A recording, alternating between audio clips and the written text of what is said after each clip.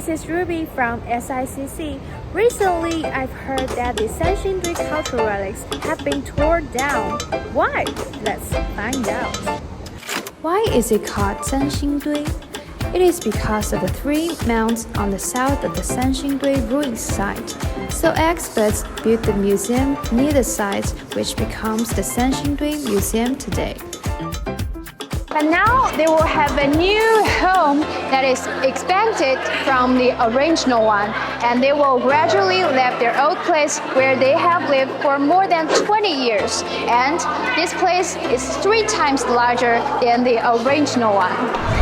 Being torn down, that's because this massive bronze sacred tree also needed to be moved. So experts had to disassemble it into 2 parts so to get it successfully moved. How could that be possible? Let's try to understand it with 3D animation.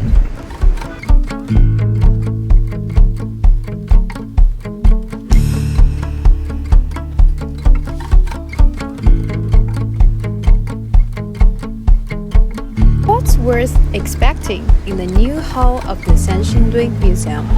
First, it is larger, which is 4 times the original area for accommodating more cultural relics and more functions.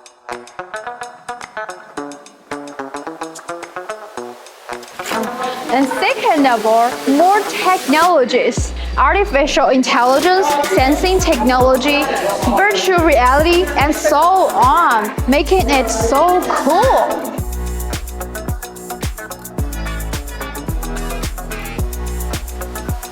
And third of all, more hidden highlights of Sanxingdui elements. For example, the inspiration of the whole building's exterior facade comes from the Sanxingdui's eye-shaped artifacts, which manifest the importance of eyes in Qiu civilization. The highlights of the new museum are more than what I just talked about, so I sincerely welcome you all to come to this new museum for more hidden surprises.